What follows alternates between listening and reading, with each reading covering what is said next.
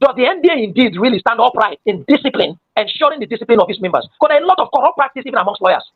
Because of how we have made politics so lucrative in Nigeria, we are having this challenge, impunity, lawlessness, and all that. Then you suspend that person entirely from everything. Hello, my wonderful people. You're welcome back to my channel. This is Boyes Network. I don't come again with another trending matter where they grant. As we speak, so human rights lawyer has come out to expose the judiciary as a lawyer. Now he don't come out, so they expose the judiciary. A human rights lawyer and a constitutional lawyer, Barrister Henry Ekinhin, has expressed serious concern about the limitations of the electoral reform in Nigeria. He has come out to say that whether they do electoral reform or not, as far as we still have this kind of judges, lawyers with this kind of mindset. And he also make one vital point. He said once it comes to political issues, you go see and say every lawyer go dey interpret the law differently. The same thing, then they go dey interpret and different. But when it comes to land or other matters, they all will agree on one thing. But once it is political issue, we've seen it in the case of Natasha. So right now, this barrister, the human rights lawyer, is giving a strong warning. He said without tackling the corruption within the judiciary, election may continue to be manipulated by compromised judges, and that is actually the fact. He also emphasizes that restoring the integrity of the judiciary is essential for achieving truly free and fair election. He urged Nigerians to demand greater accountability from the bench and proposes a more comprehensive solution to the national electoral challenges. This is actually correct, guys. A lot of judges, many wuru judges don't defool this country. Just imagine what happened for Edo State. Nigerians will really need to stand up and start holding our judges accountable. Not only our judges, our legislators, the senators, we really need to hold them and drag them, hold them accountable. It's very important if we want to get a better tomorrow. If we want a better future, a better Nigeria, we really need to stand up and start holding these people accountable. They no go keep person. E no get as e be say they won't kill us. If we come out and stand up in one voice, as in come out in millions, these people, they go fear, they go not say yes, the time don't reach. So guys, I'm going to allow you to listen to this barrister's confession. This is worries, this is analysis concerning what is happening in Nigeria. You will be shocked to see, yes, that the major problem we have in this country, apart from the executives, the legislators, the major big issue we have in this country is the judiciary, and it's very bad, because the judiciary before now used to be the last hope for the common man. But who do you blame? Is the system, and this Nigerian system is corrupt. It's corrupting, eating up everything, every good thing in this country. And meanwhile, these things are coming back on the citizen. It's falling back on the citizen, which is very bad. So guys, I'm going to allow you to take a look, and please help me to drop your honest opinion concerning this in the comment section. Help me also to give this video a thumbs up. Thank you very much as you listen. What is actually the role of the NBA in our society if they cannot perhaps stand up against judicial rascality? What in NBA they really do if they no fit speak up about these things? Okay, the NBA could speak, but it's not the NBA that disciplines judges. So for the NBA to be lawyers. So it's a combination of the NBA and the NJC. So the NJC for discipline of judges and judicial officers. But who they constitute the NJC? That must be the problem. Who they constitute the NJC? Do you not think that that's what we need an electoral reform, sir? Sorry. Yes, it's not about the constituting authority for any agency. Everywhere across the world is similar in terms of constituting bodies. But you wait and don't constitute you don't get conscience. It's just like I say now. Even if you say you're a political godfather and you help me through my election and I have won, I thank you. I appreciate you. I continue to acknowledge you. In fact, in the ways that are reasonable and responsible, I would always acknowledge you. Do I not have conscience again for you to now come and tell me how to rather, if it is not my own nature and is not my program, is not my agenda, not to develop my people, then you come and tell me because you supported me, you bought forms for me. So the same way, see, fair enough, like I said, comparative constitutional analysis or study, the constitutions of countries are similar. Even we there here, we watch here when even the US, The judges have been appointed now or elsewhere. So before you know now, people will say, there are judges. Why would the president? The president that you appoint there is a check even in that process. The president alone does not begin and end in determining who becomes a judge. So you recommend, in fact, you even first have a commission, either the National Judicial Commission or a state judicial commission, that look around and expectedly will objectively recommend certain persons to be appointed judges and send it to the governor to do his appointment. So the governor does that duty in the constitution by appointing. This appointment, people would understand, is almost like a recommendation as well. So when the governor appoints, it goes to the National Judicial Council. Those judges go through, expectedly should have been a rigorous screening in all regard, your character, your integrity, your records, then your qualifications, your performance while a lawyer. There are a lot of requirements that will qualify you. So the NJC does that. And then it is when you go through, they get back to the governor that the person you recommended or the person you appointed based on the recommendation by the State Judicial Commission or the National Judicial Commission is fit to be appointed a judge. Then the governor now swears that person in. All So, right, let me quickly take it's this not call. quite like say why it's not the president that appointed them, it's not the governor that appointed them. So it has appointed you to go, and when they appoint you, you become an independent entity if you really have So conscience. bottom line, But that's what's make our judiciary or all our institutions they the way they now because of innate corruption or perhaps lack of moral yes, independence. corruption is a big problem in our country to the extent that it's in every sector, and then it's such that where corruption pervades, where corruption is rife, you find out that even where you have the best of legislations, if the corrupt elements that are meant to implement even those laws, those legislations, right, don't even find ways to circumvent, because there may be a smart way to want to maneuver or manipulate, circumvent, go the roundabout way of that provision, right, to do their corrupt practices. Sometimes, if it's so impossible for them to do so, they act in apparent disobedience and, if you like, violation of that law. That is where we call impunity. That is to say, you know that this thing is wrong, and you know that even the way you're doing it is not like you're doing it roundabout way, because you cannot go a roundabout way. So you just do them, then nothing will happen, and that's also in Nigeria. So it's a mix of corruption and impunity. All right, what the governor nothing will happen. Nobody will give me anything. I want to ask the lawyer, what is the role of MBA in our society? Because we all keep on going, the judiciary is corrupt, this, that, and the MBA, I think, just like market women, they have their organizations. And that organizations, when something is not going right in that market, those market women, they use those organizations to fight back. We keep complaining the judiciary, and all the lawyers, the MBAs, they keep working hand in hand with the judiciary. And let's not forget the judiciary. If we get it wrong, everything is wrong. It's as simple as ABCD. You hear them, the lawyers come on television telling you, if you put 2 or 3 lawyers here, they will give you 3 different interpretations. So what is the use of the school they went? They went to school and they don't teach them the accurate interpretation. The second one is, how about changing making the electoral law? I'm asking this question intentionally because he is a lawyer. Making the electoral law that the INEC, because to me, that is the key to all these things we are saying. For INEC to be the one to prove that the election they conducted was free, fair, and credible. So go ahead. Let me just respond in the sequence. He asked the questions, and I thank him. The Nigerian Bar Association is like an organization of lawyers, right?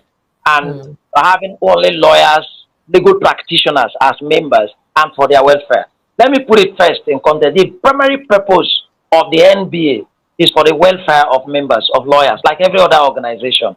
But as an organization of conscience, the NBA speaks on public issues and public policies. The NBA has its limits in terms of discipline only to its members. So the NBA disciplines lawyers, legal practitioners. I've said this, and are not judges. So what does the NBA do? The NBA has the disciplinary committee, right, of the NBA in all of its branches, to the extent that if any lawyer is found culpable of any conduct that is unbecoming of a lawyer, is usually disciplined. The discipline could be a complete removal of your name from the whole as a legal practitioner. That's the one they say they will derobe you. Or it could be a suspension for a period or a reprimand, like every other organization. So the NBA, and from time to time, regularly, every time, the NBA is there disciplining, if you like, its members. But you could see that the members of the NBA who are legal practitioners are not the only persons in the Nigerian society, even in all of these corrupt practices and the electoral act or electoral process that we're talking about. Now, the NBA again also acts as a pressure group, expectedly to do so firmly as a pressure group. In what regard? To demand and ask for electoral reforms, like every other organization. It's not exclusive to the NBA. A lawyer is not about law.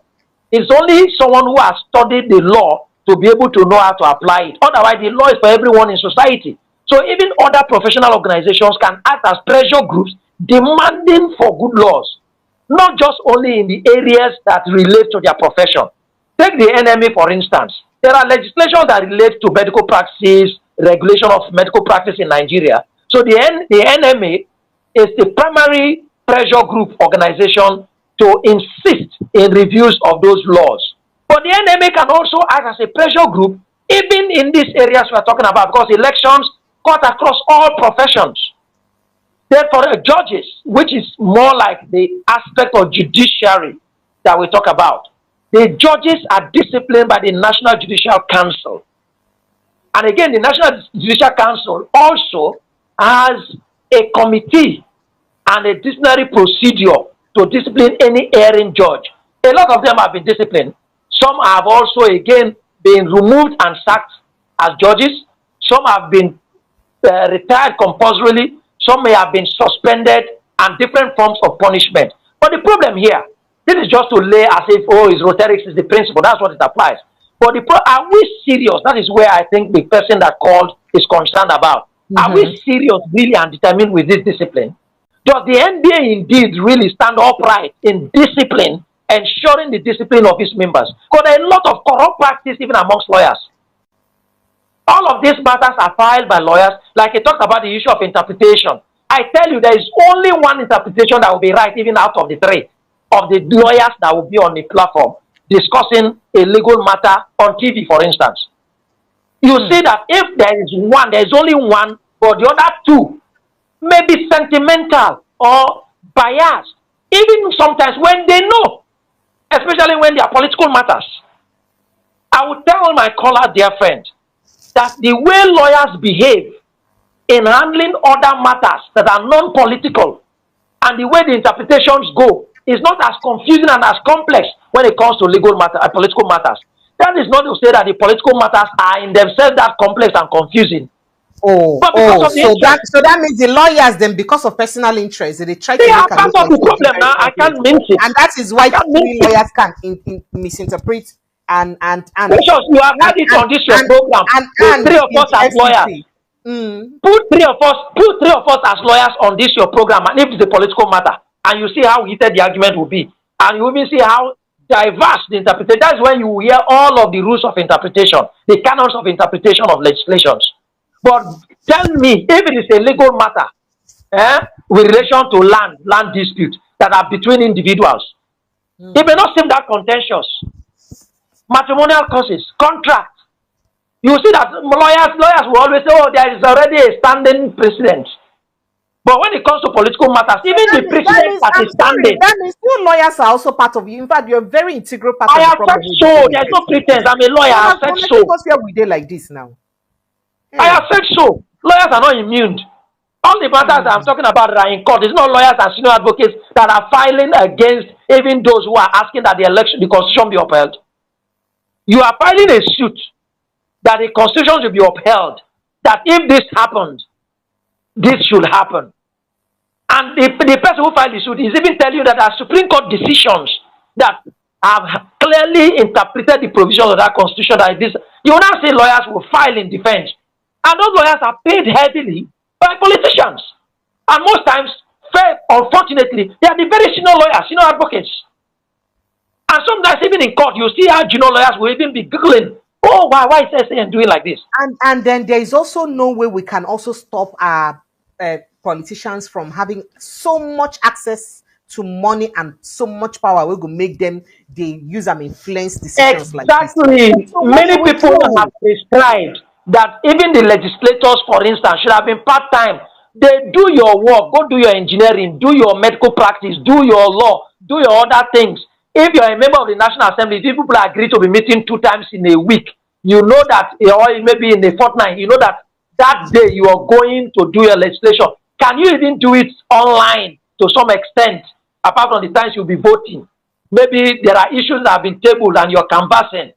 But now we've turned it as a job for retired old men. You serve as a governor for 8 years, you now retire and go and do a full-time legislating. And then you earn so much money. Maybe some of this, it may not be the same thing elsewhere. Some may argue that by elsewhere legislators are full-time as well. But look at the peculiarities of your own society.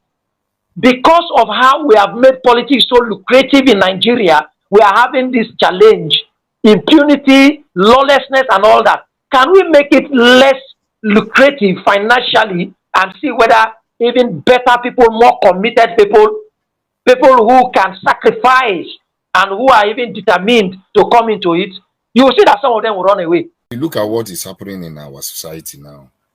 Sometimes you know it's not even a matter of going to court. One goes to court and wins a case, but he gets frustrated the more. I don't know if it is the judiciary that is their responsibility to enforce judgment.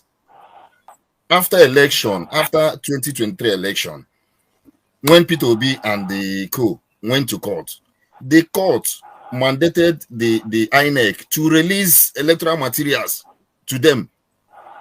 INEC refused and frustrated that it was towards the beginning of that or the proceedings that they released the result. So in that case, what is MBA doing in that regards? Does it mean that if you go to court, if you win a case, you are now your own? Nobody comes to implement the judgment. Nobody comes to enforce that judgment. Peter Obi won't lose anything if he's not the president of Nigeria.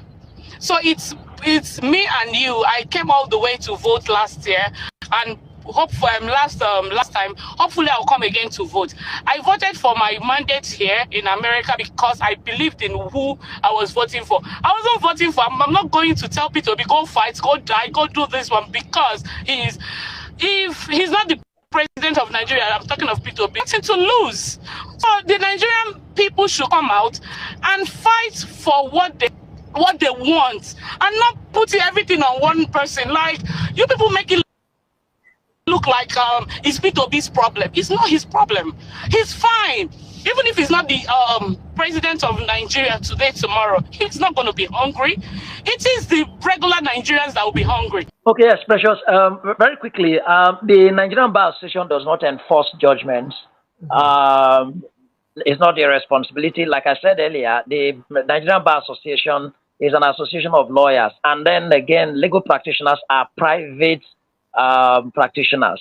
Every lawyer is like a self-employed person, a private, doing his private job, right? The ones that are even public are into state practice, that is state council. Even if they are still members of the NBA, but they are working for the state in the Ministry of Justice. So we need to understand the NBA, like I've explained, Yes, you and the explained that. responsibility of the NBA. The NBA Yes. does not get involved. The NBA does not get involved in cases. So cases are private individuals' rights. So the individual claimant who went to court is his business, it's his matter, okay? And since it is his matter, even when he gets judgment as judgment creditor, it's to his benefit. It doesn't go to the NBA. So if it's also the judgment debtor, that is to say the one that the judgment is against, it is his detriment. It doesn't go to the NBA. So it is the judgment creditor, the person who got the benefit of that judgment, that the person the judgment is in favor, that takes the step to enforce that judgment. So let's take a land dispute, for instance. You went to court to say the land belongs to you and Mr. A was trespassing, and the court agrees that it belongs to you, and that stops Mr. A from continuing to trespass. It is the NBA has no role to play there. So it is the individual who went to court, the claimant, that will enforce to ensure that that defendant does not come again. Now, where the defendant is coming again, it is that individual who got the judgment. But that is where now the judiciary comes in. That we take this judgment, take out a procedure that is in the judgment enforcement rules that will enable him to charge this other judgment debtor, the person that the judgment was against, to court for contempt. That is, he's simply going to tell the court that, see, oh, this person you said should not trespass on my land, he has disobeyed your order. I am coming. I'm laying a very serious foundation that will interest our caller. That this person has disobeyed your order. The order is not the order of the NBA. It's the order of the court. It's the order of the judge. So it is the order of the, if you like, the judiciary. Now, so the person, the claimant now comes to say, Mr. Judge, you ordered that this person should not come into this land again, that the land belongs to me. So he shouldn't trespass anymore. You even actually awarded damages in my favor against him. But this person has apparently disobeyed your order and has trespassed again. So the judge will now call him, this defendant, hey, come and tell me why you should not go to prison for disobeying my order. That is a judge who understands the power of the order of the court. A judge who makes a pronouncement. If I were a judge and I make a pronouncement, I take the time and the pain with the rigor of the long hand in the Nigerian legal system, the rigor of sitting from morning till evening as a judge without technology, that I have to strain my ears to hear everything that everybody said. And I take my hand and write every single word that everybody said. From one day of the beginning of this suit until the last day, and I took time and read and researched and delivered a judgment, and you say you will disobey my judgment. Haba. The court, the laws, the rules empower that judge to commit that disobedient judgment debtor to prison for disobeying the order of court. And you know what, Precious? It is when we act in this way and give effect to the orders made by the judges themselves, that's the judgment of court, that people will learn lessons. So in terms of enforcement of judgment, that the caller said, what's the NBA doing? Like I said, the NBA has no role to enforce judgment. The NBA is not a party to a suit, but the judge who made the order can give strong effect to his order when the creditor, the judgment creditor, the beneficiary of that judgment comes complaining to him again, crying. You know why? Because this judgment creditor cannot again to take the laws in his hand to go and enforce that judgment. That is to say, the trespasser comes in and you want to go and beat him and chase him away. You may be committing another offense one way.